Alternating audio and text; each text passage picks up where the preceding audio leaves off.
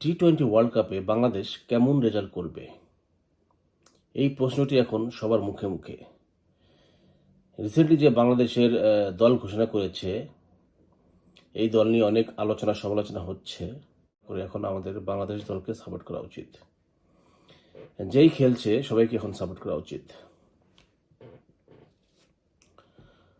তো বাংলাদেশ বিশ্বকাপে আছে ডি গ্রুপে। এই ডি গ্রুপে বাংলাদেশের সাথে খেলবে সাউথ আফ্রিকা, তারপর আছে শ্রীলঙ্কা, তারপর আছে নেপাল এবং নেদারল্যান্ডস। আমার কাছে মনে হয় একমাত্র সাউথ আফ্রিকা বাদে বাকি যে তিনটা দল আছে, শ্রীলঙ্কা, নেপাল এবং নেদারল্যান্ডস, এই তিনটি দলের সাথে আমাদের জেতা উচিত। আমাদের প্রথম টার্গেট হওয়া উচিত এই তিনটি দলের সাথে যেন আমরা অবশ্যই জিততে পারি।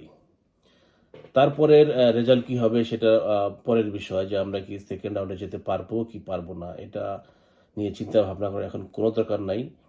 এখন আমাদের মেন চিন্তা ভাবনা এই তিনটি ম্যাচকে নিয়েই থাকা উচিত। তো আসলে কোন দল কতটা শক্তিশালী, এখানে সাউথ আফ্রিকার শক্তি নিয়ে নতুন করে বলার কিছু নেই। তাদের দলে বেশ কিছু টি-20 স্পেশালিস্ট ব্যাটসম্যান আছে, যারা যে কোনো পরিস্থিতিতে তারা আসলে ম্যাচ বের করে নিয়ে যেতে পারে। তারপর আছে নেদারল্যান্ডস। এই নেদারল্যান্ডসের কাছে কিন্তু আমরা লাস্ট ওডিআই বিশ্বকাপে হেরেছিলাম। তো নেদারল্যান্ডসও আসলে যে খুব একটা দুর্বল দল সেটা বলা যাবে না।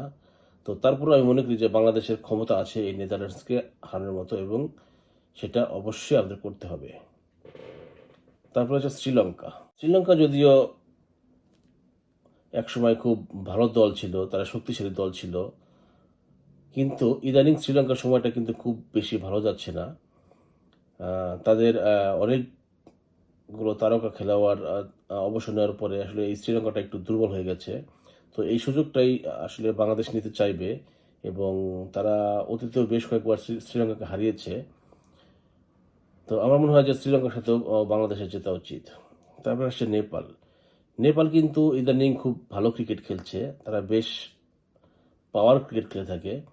কিছুদিন আগেই ওয়েস্ট ইন্ডিজ এবং নেপালের যে সিরিজটা হয়েছে, এখানে তারা দুইটা ম্যাচে কিন্তু ওয়েস্ট ইন্ডিজকে হারিয়েছে, এবং দুইটা ম্যাচের মধ্যে একটা ম্যাচ তারা 200+ চেস করে জিতেছে, এবং আরেকটা ম্যাচেও প্লাস 180 মতো তারা করেছিল, এবং বেশ কয়েকটি ম্যাচে তারা 180+ স্কোর তারা করেছে।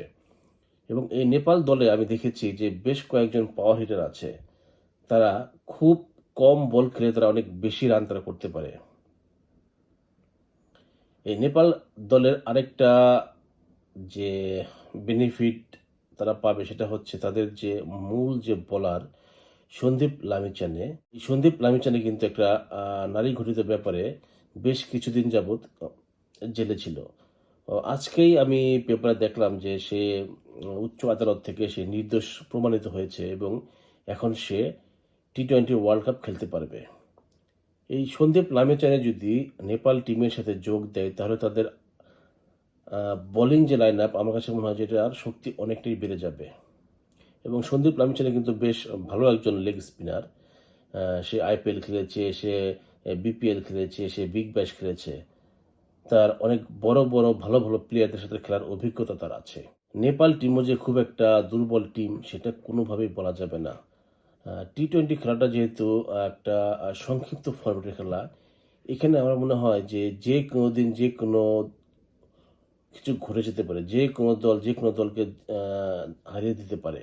এটা হচ্ছে ওই দলটা ওই দিন কেমন খেলছে এটার উপর অনেকটা নির্ভর করে। তো আমার মনে হয় যে বাংলাদেশের টার্গেট এখন তিনটায় থাকা উচিত। তারা নেদারল্যান্ড, শ্রীলঙ্কা এবং নেপাল, এই তিনটি দলকে যেন তারা হারাতে পারে, এটাই বাংলাদেশের এখন মেইন টার্গেট হওয়া উচিত।